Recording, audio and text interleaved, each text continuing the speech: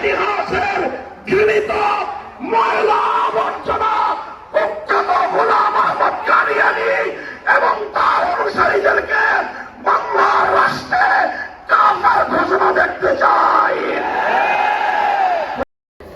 আমরা বলতে চাই পরিষ্কার ভাষায়, আল্লাহ পাক রব্বুল ইজ্জত নবুয়তের যেই প্রাসাদকে পূর্ণ করেছেন, সেই প্রাসাদের সর্বশেষ সুমহান অংশ এবং তার ঈদ বলে মুহাম্মদ সাল্লাল্লাহু আলাইহি ওয়াসাল্লাম নিজেকে ঘোষণা করেছেন।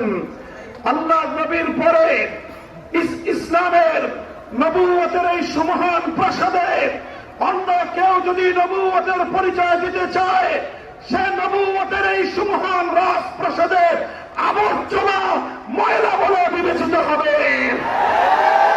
ইতিহাসের ঘৃণিত ময়লা আবর্জনা কুখ্যাত গোলাম আহমদ কাদিয়ানী এবং তার অনুসারীদেরকে বাংলার রাষ্ট্রে কাফের ঘোষণা দেখতে চাই।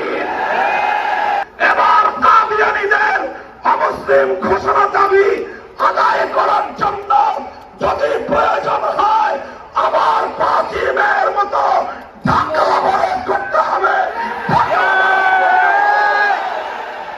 শুধু ঢাকা নয়, প্রয়োজনে জাতীয় সংসদের দিকে লং মার্চ করতে হবে। বাংলাদেশ অবরুদ্ধ করতে হবে। সকল রাজনীতি বন্ধ করে দিতে হবে। পার্লামেন্ট অচল করে দিতে হবে। সচিবালয় বন্ধ হয়ে যাবে। বাংলাদেশ থমকে দাঁড়াবে। কাদিয়ানীদের অমুসলিম ঘোষণার দাবি আদায় করতে হবে। রক্ত দিতে হলে রক্ত দিতে হবে। জীবন দেওয়ার জন্য, খাতমে নবুয়তের দাবি আদায়ের জন্য